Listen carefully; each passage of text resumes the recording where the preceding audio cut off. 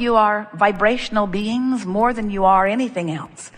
You are so good at interpreting vibration that you see this time-space reality around you, and it has convinced you in your interpretation of it that this is the real world, this world that I can see and hear and taste and smell and touch.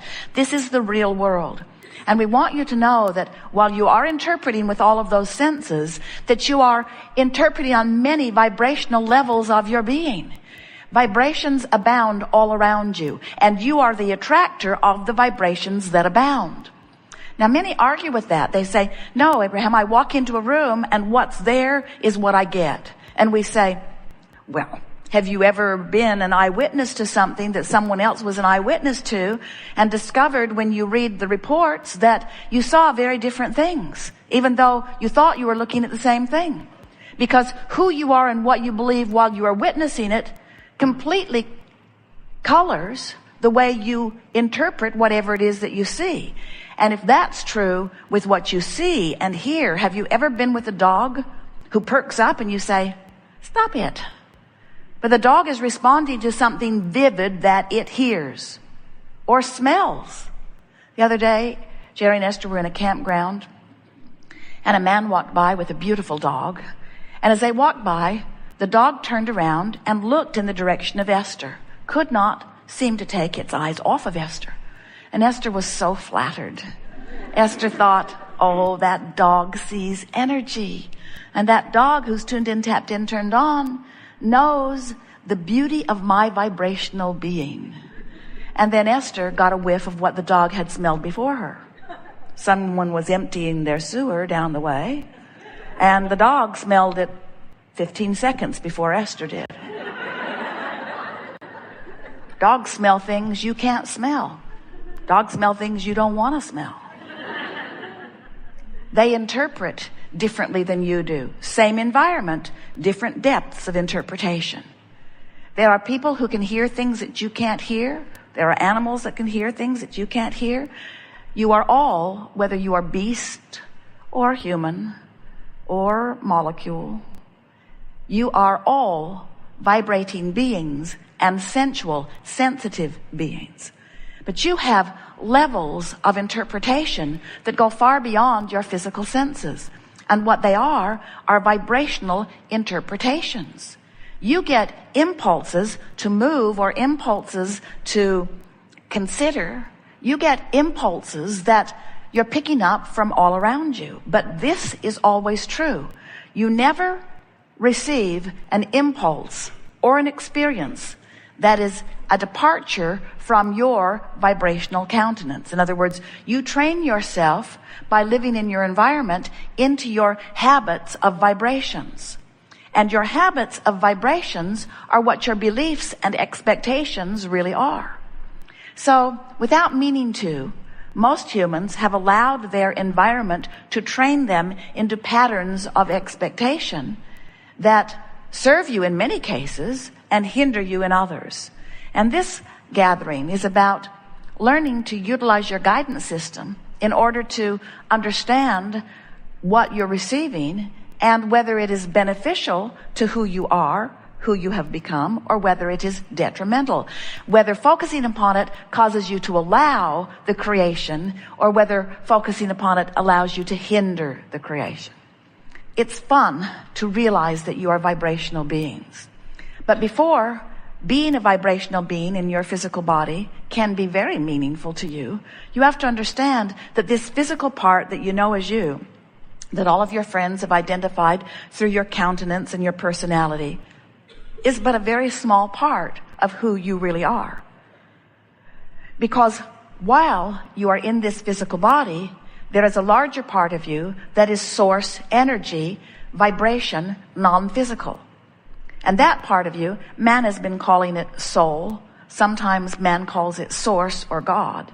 But that non-physical part of you is by far and away the larger, dominant part of you. And that part of you knows your well-being. That part of you has been accumulating since the beginning of your existence, and that's so far back we couldn't even begin to define that for you. Since the beginning of your existence, that part of you has been garnering and gathering and focusing upon the very best that your life experience has been able to hone out.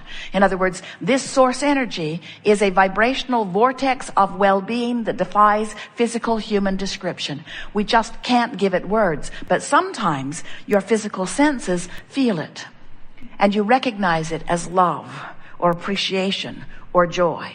Those moments of exhilaration are the best interpretation that you ever are able to utilize in order to define this vortex of well-being that really explains who you are. So in those moments that sometimes flash in your experience, where you feel that exhilaration, where you feel that feeling of at oneness, when you feel that satisfaction that is so warm and beautiful that it is like a hug of loves or appreciation from the inside out, when you feel that rapture that you would maybe define with the words well-being, that's a moment when there's no resistance within your physical countenance and you've allowed a perfect blending between you and you. That perfect blending between you and you is what we call allowing. And the art of allowing is just figuring out how to do it. We're not trying to get you to hook up and stay there. You do that when you're only non-physically focused. But as long as you're here in this physical body, you've come with the purpose of exploring the contrast, because the contrast helps you and us to focus. When you know what you don't want, when you worry about your world ecology or your world economy or anything that is going on in your world, personal or broader, when you worry about it, you launch a request for the improvement that matches the degree to which you have worried. So those who worry a little ask for a little improvement. Those who worry in a big way ask for big improvement. And as billions of you are upon this planet in any moment of time, you are contributing mightily to this vortex of creation that future generations will spring forth from. That's why you don't need to worry about your planet petering out or about your world diminishing or about the bad parts of your world taking over. The bad parts of your world cannot take over because the best parts of your world are being synthesized from the mix. And the best parts of your world are going into the vibrational escrow, and Source is holding them, and new generations will be born from that pool of knowledge. That's why when the babies come forth, it takes you a long time to convince them that the world is bad, because they know the goodness of it when they get here, you see.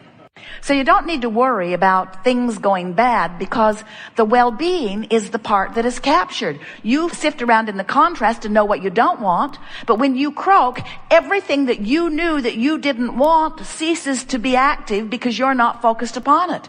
Unless you've trained somebody else to focus upon it. First time we've said that, that's worth noting. In other words, when you know what you don't want, it's active in your vibration. But when you croak, it won't be.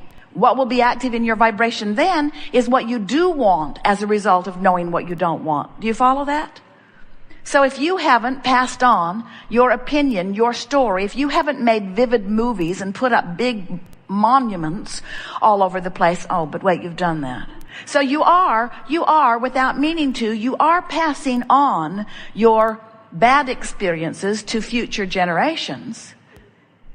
But still no worry, because those future generations are well prepared for anything that you might dig up from your past and give them. And in your secular culture, you call that the generation gap. You say, oh, these kids, they just don't see it the way we see it. And we say, isn't that a nice thing? They don't see it the way you see it because you've trained yourself away from the well-being, in most cases, the longer you live. And the new ones coming in aren't having any of that, you see. So well-being abounds because the recycling of the human experience is seeing to it. New fresh ones are coming in, old cranky ones are croaking and leaving the mix of vibration, and those like you are tuning yourself before you croak into vibrational alignment with who you really are. And so Jerry and Esther's artist friend, or any of you who are now capturing in a deliberate way an understanding of what deliberate creating is, you understand that life is going to help you to define what you want, and that the inner being within you is going to say yes to that and hold it steady and call you toward it. And when you reach for the thought that allows you to move in the direction of it, you're going to feel good while you do it, and you're going to experience the culmination of that creation. But the culmination is not what it's about. It's the closing the gap. The fun of life is to expand because of your synthesizing of contrast and focusing something better out of it, and then focusing with deliberate determination in the direction of the better world. When you see something around your world that upsets you, you ask for something better. But if you continue to focus upon the problem, join the online chat groups, sign up for those newsletters, watch those television programs that are complaining about that issue relentlessly and endlessly on 24-hour news cycles, then what happens is, even though you have created something better, you are holding yourself apart from it. And you know what? That keeps you from being happy.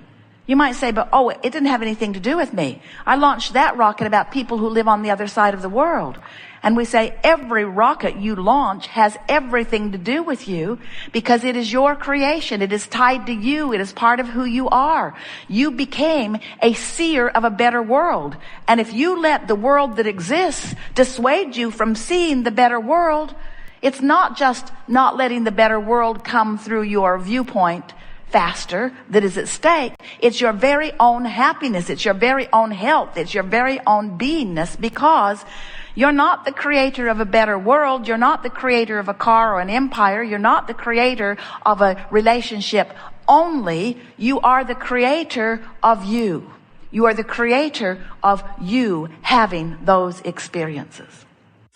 This vibrational reality is the precursor to everything that you know as the full-blown manifestations.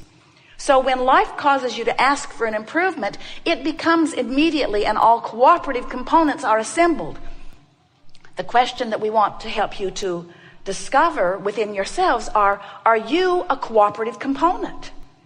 Are you a cooperative component? So as Jerry leaves things in the car out of Esther's purse, or takes things out of her suitcase and doesn't get them back in, and Esther launches rockets of desire, I like to keep my things with me. I like to know where they are. I like them to be where I last left them. And it works both ways with them and all of you. As she launches those rockets of desire, law of attraction assembles all cooperative components. Now, if Esther looks at Jerry and announces to herself and to the world, and especially to him, that he is not a cooperative component of what she wants, then Esther is also not a cooperative component to what she wants. In other words, what she wants and what she's getting are vibrationally miles apart, because she's not a match to what she wants. Now, she could justify all day, every day why she's not a vibrational match, but that is beside the point. And that's what we want you to hear. Of course, sometimes you feel utterly justified in your stance as you push against what you do not want.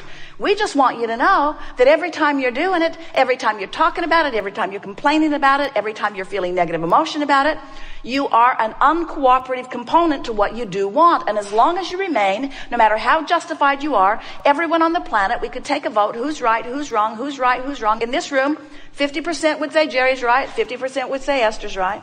Well, maybe not quite that. How many men are there? It's beside the point. It does not matter. It does not matter how justified you are in pointing out that something is not happening the way you want it to. You still are using it as your excuse not to be in the vortex. And we want you to understand that your work as a deliberate creator, your work as a deliberate creator, the only thing that you need to give conscious attention to is your relationship to this vortex, which contains all things that you've been asking for. We have enjoyed this immensely. There is great love here for you.